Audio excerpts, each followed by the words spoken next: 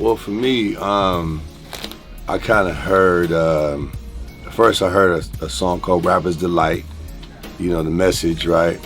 So, well, Rapper's Delight was the first one, hip-hop, hip-hop, right? Yeah. So I liked that song, but then when I heard the message, it was really, really strong, man. I had gotten into a little bit of trouble. I was a good kid, baseball player, and I started kind of getting, you know, doing a few bad things, and I ended up in juvenile hall, and I was on the edge of my bunk, and that song played, the message played, and I was like, wow. And it was like, turn stick up kid, look what you done did.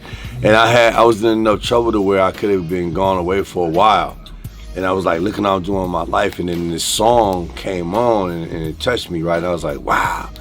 And then I ended up being blessed and not getting in trouble for the things that I had got arrested for. And right then and there, man, I said, man, I want to be a rapper, like, you know what I mean? So Melly Mel is my favorite rapper because he had messages. So shout out Melly Mel. So that's what made me want to rap. So for me, Eazy-E, bro. Cruising down the street in my 6'4". Before you guys ever heard it, it was playing locally in Compton. You know what I mean? They used to sell the tapes at the Compton swap meet. So when I heard that and I knew he was from the little small city that I'm from, I was just like, damn, is it possible to be famous in this little bitty town? You know what I mean? So Drayster, my big brother, he's my favorite rapper. He was in California Youth Authority, which is like a junior prison. And he used to write me letters in foster care. I was in a foster home. He used to write me letters in the form of raps, you know what I'm saying? And then try to get me to say it. And then it became a thing of communication between us. And then I kind of started liking it. And then that's when I started rapping. That was 1986. Oh, dope. It's my street name. So I was from a gang in Compton. My nickname is Knocc, right? Oh. So my grandfather named me Knocc because he said I used to knock my bottle against the table, right? And so the older I became, I was a little bad kid, and then my uncle started making me fight the kids my age. And you know, after a while, could nobody really whip me. So they just started calling me Knockout, you know. So that's kind of how I got it.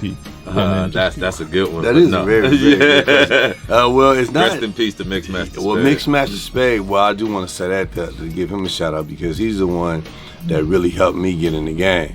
Yeah. I was doing a lot of things on my own and trying to make things happen, but Spade kind of like heard me, and he took me under his wing, and he took me everywhere he went. He kept me going to the studio. I was like, oh man, you sound amazing. Like he's pumping me up, you know. He's pumping air in me every day, right? And he was like one of the reasons I really, really said, man, I do want to do this, you know what I mean? Yeah. You know what's funny about that? It's the first time I ever heard myself rap was inside of his garage in his mom's house. Yeah, man, that's what I'm saying. Spade was a champion of putting people together. Yeah. But with Knockout, it wasn't really that. I kind of like heard you on the records first, right? Yeah, probably. I heard him on the record, right? And I was like, man, I like that little dude right there. You know, he's a little guy to me, you know what I mean? Yeah. But I was like, man, he hard, man. He could be the next thing, you know? And then I went to a fight. And when I went to a fight party, it was at his grandmother's house. And then so I was like, oh man, it's their grandma, but they weren't even there. Yeah. And then next time I saw him when I got a chance to meet him, I was like, hey man, I was at your grandmother's house, man. Yeah. And then we just been cool ever since, man. What's so funny is his family, well, his sister on his dad's side, I happened to grow up with them, you know what I'm saying, my whole life. And then come to find out, when she find out CJ Mack is her brother, that's all she used to run around and say, CJ Mack is my brother. Yeah. And then it was like, damn. Yeah. So boom, we was somewhere, I think he was at a mall, we was passing by, we seen you getting out the car, we pulled over. Like, CJ Mack, what's up? He was like, Knockout, Drayster. And then ever since then, you know what I'm saying? Yeah. Years and years and years. Long time ago. Knockout. Yeah. Not a whole lot of people were doing it at one point, right? So you figure around 84, 85, we had to listen to East Coast rappers. And we had like Run DMC and all these guys, and they came out around 83. So all we really had was East Coast stuff to listen to. But then Ice-T came with 6 in the morning, and then came NWA, and then came King T. So everybody in that community was kind of tight-knit, and they all worked together. Like, so I used to go to King T shows. Like, King T used to let me come to the shows. because of Spade. And then I would go there, and everybody's performing together. Ice-T would be at the show, NWA is at the show. Like, everybody just kind of like tight-knit. So anybody that was rapping was kind of brought in that community. If you think about it, all these years, well, at least the first 20 years or so of hip-hop in Los Angeles, every single group that came out, not every single group, with the exception of maybe about 4 or 5 people, and I challenge you to give me more than 4 or 5 people, are off the NWA tree. In some way or some form of fashion, you're off the NWA tree. Yes. Right? Yeah. So, I mean, there's a couple exceptions, but absolutely. But not many. Like, for the first 25 years, you're basically off the NWA tree. Yeah. So everybody was basically around each other in some way, form, or fashion. So that's why it's tight-knit. Yeah, for me, it was like Mixmaster Spade mother lived in my neighborhood, like the place I grew up. And then King T actually moved into my neighborhood in the 80s as well.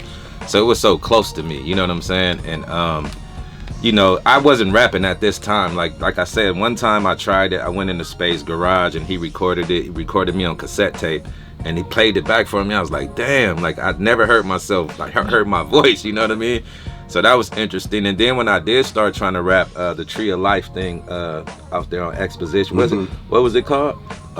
Exposition in Crenshaw, when they the little underground. Good Life, right? Yeah. I used to catch the bus from all the way from Compton up there, bro, like 6 buses just to go up there and freestyle with all these amazing rappers. Volume 10, Medusa, and there was some other underground people, you know what I'm saying? Like, so like that was fellowship, right? Yeah, exactly. You know your history, that's dope. So you know all those people, and I was like, I was a nobody, bro. Them people probably don't even remember that I was even in this space with them, you know what I mean? But for me, that's kind of how I seen it. But you say as far as unity, I think certain people have that sort of camaraderie. I don't think everybody is together. I know it looked like that, and it would be dope if we all could kumbaya together.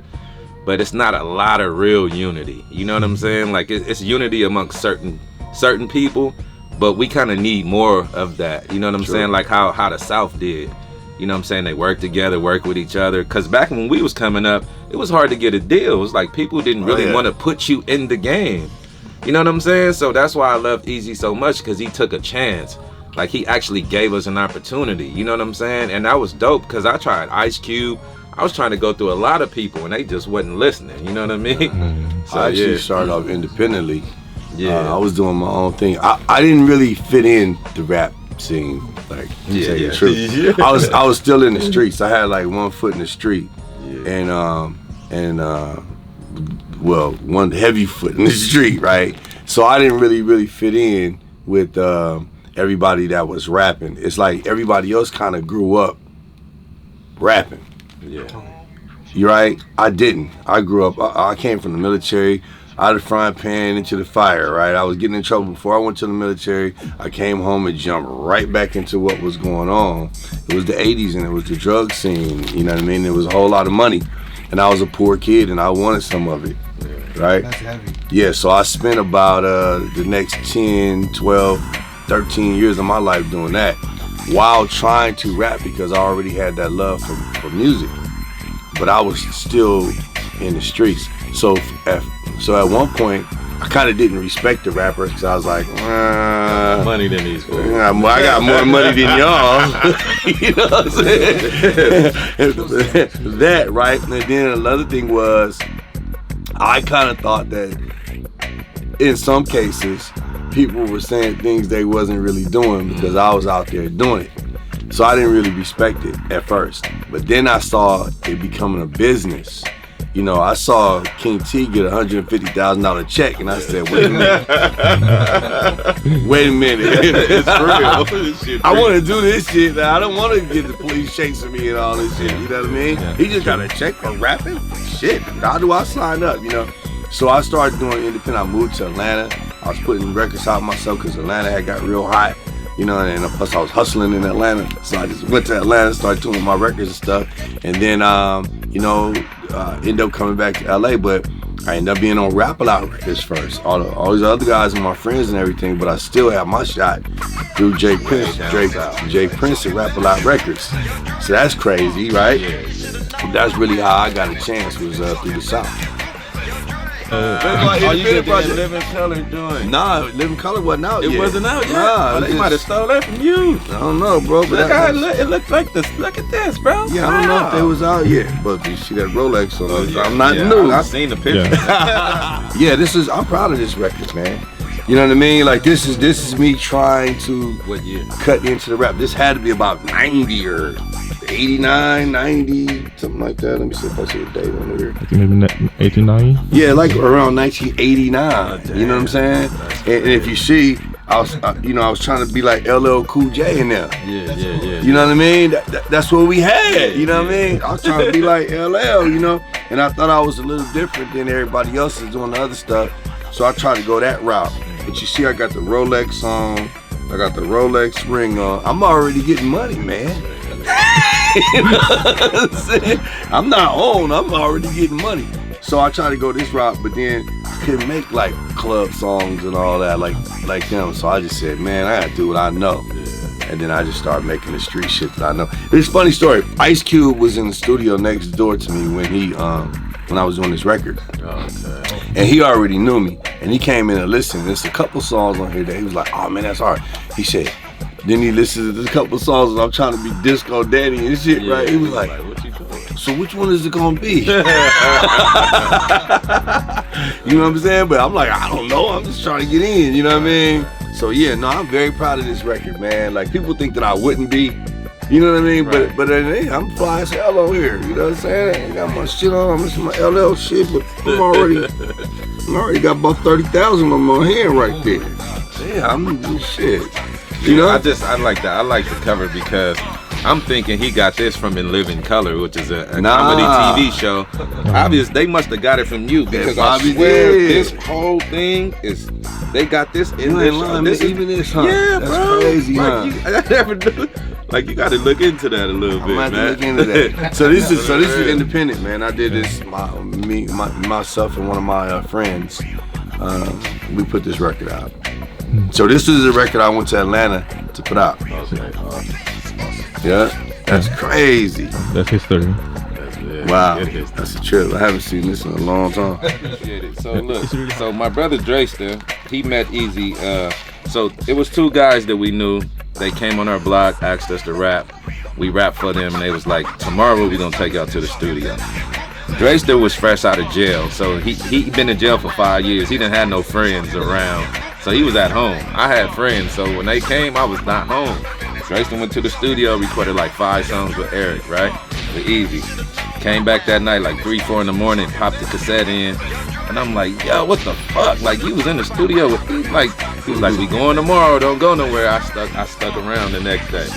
I go there, we walk in the studio, I'm like, fuck, Easy is right here in my face, bro. Like, this is my idol since like 11 years old. I'm like, damn, so, you know, then he come over there fucking with, what's up with you, man? You get out too? Like, I'm like, yeah. He was like, you wanna like do something for him? I'm like, man, I was shy to rap in front of him. I'm like, bro, you Easy E. Like, I look at you like a god, you know what I'm saying? He told me to rap, I'm like, nah, I'm acting shy.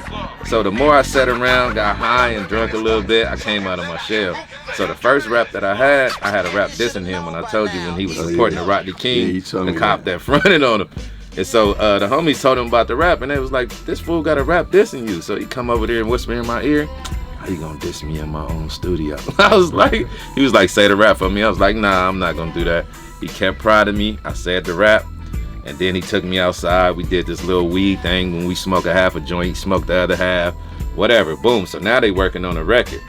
So Drayster brought the beat home and was writing the record. And he thought that he wrote it. You know what I'm saying? He filled the whole track up with the hook, everything. They get in the studio and start recording. The part that I rap on is 12 bars a beat. That after they like, what the fuck going on? You know what I'm saying? Like that's not on the cassette tape. It's like some divine shit. You know what I'm saying? It's on the reel, but it's not on the cassette. Wow. Okay. Right? So now they like, what we gonna do with this 12 bars? Somebody turned around and said, let him go try something. I'm like, not me? like hell nah. So boom, like they prodded me. I went in there, bro, and then I had all these raps that I've been writing over the years. Didn't have nothing to do with the content of the song that they was talking about. They was like, the shit is hard, but you gotta talk about what we're talking about. I said, all right, give me some more weed. Boom. go get high. I go in there and I just put the headphones on. Well, it just came out and they was recording the shit. They was like, all right, come out. They told me to come out, write it down, take this out, you know, perfect it. And then that's how it pretty much happened for me. Wow, that's interesting. Yeah, that's interesting for me to learn. I didn't know all that. That's dope. Yeah, for sure. Yeah, that's dope. It is, right? Because you had spoken on something earlier and you was talking about the influence of hip hop. You know, I had these two things that happened to me, bro, throughout the years. I don't know if this happened to you. In the county jail, some, you know, everybody in there crazy as hell. Some niggas came up and told me that they was used to go get down to mine. Oh, yeah. You know what I'm saying? You heard that. But then I've also heard the opposite. I've heard people like they was inspired to go to college and get their life together. So it's like music, I guess it depends on who's like and the time in their life ingesting it, you know what I'm saying? Like it affects them differently. Like, cause I remember back in the day, some people was like Eminem music made them go kill people. Like they was using that as an excuse. They said the same things about Bone Thugs and Harmony. Like they listened to that music and something was like telling them to go do something wrong. You understand what I'm saying? So I don't know. It's like people take music in different ways. You know what I'm saying? And I just think that was interesting because I never wanted to do this for nobody to die. Do you understand what I'm saying? Like you get it both ways. Yeah. I had the same experience. I was in a store buying my daughter some clothes, the kids' girls store. Yeah, yeah. And the dude walked in. He was gangbanging. He's like, "Hey, Holmes, CJ Mack." I was like, "Yeah." He said, "I used to do drive-bys to your music, Holmes." Yeah. I said, "Me too." but then I thought about it. I said, I can't let that go like that. I said, hey man, that wasn't my purpose for making music, blah, blah, blah. He said, no, Holmes, you know, this and that. But I've had more people come up and tell me that I changed their life. Yeah. I tell you something, I just told him my best moment in hip hop. Now this is really something for you. Okay, Tupac is my all-time favorite rapper, period. I don't think anyone can match who he was with this music and be as influential as he was, blah, blah, blah. But at one point, I was a little upset with him as a fan. He didn't even, I only met him one time in my entire life, but as a fan. And when he went to jail, he was saying some things that I was like, oh man, come on, don't try to switch up now because you're in jail, da, da, da, da, da. And then he, you know, had got kind of like involved in a different side of the gang world and stuff. So I was kind of upset with my hero, right? So then he was in a club and he was walking over towards me. So I was like, oh, he better not come over here and say blah, blah, blah, blah, blah, blah to me. You know what I mean? And he was walking up to me. And I had my cousins with me and everything. I was like, okay, dude, come over here with anything. It's on and cracking, right? He walked up to me. He said, hey, man, you CJ Mack? I was like, yeah, what's up?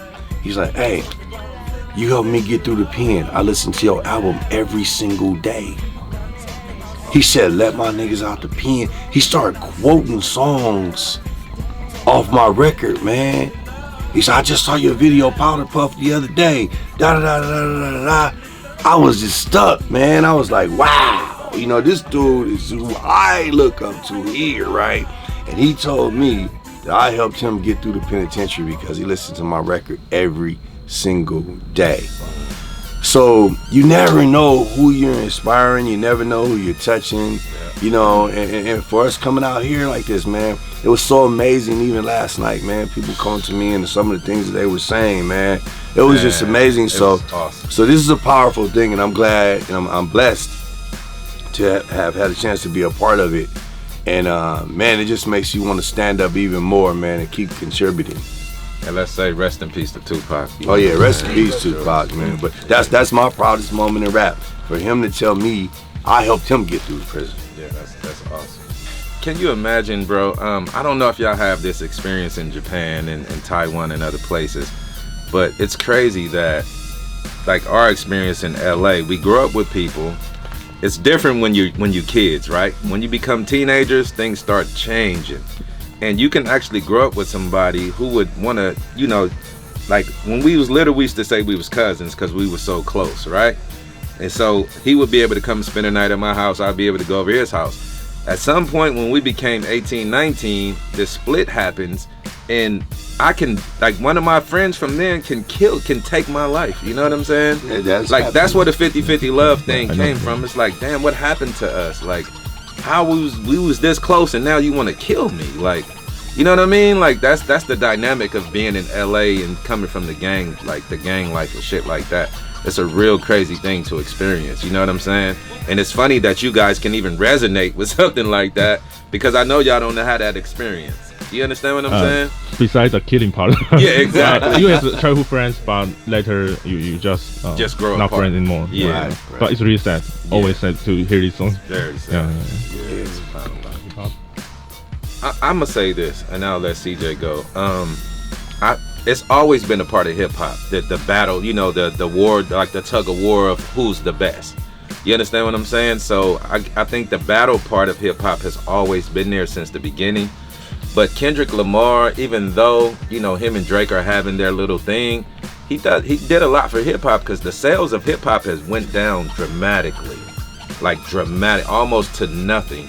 And then here comes Kendrick with this record, you know, Not Like Us, and goes platinum gold, like in 3 or 4 days. That's awesome for people like us. You understand what I'm saying? Because it keeps the career that we chose, it keeps the blood flowing. You understand what I'm saying? So, notwithstanding what they're going through, I think Kendrick did a great service to hip hop, man. With, you know what I'm saying, with what he's doing lately. And I'm on his side actually as well. You know what I'm saying? I would think that dissing has always been a part of it. You know, we watched Kool Mo D and LL Cool J go at it. LL against Ice-T, so it's always been a part of hip hop, right? Yeah.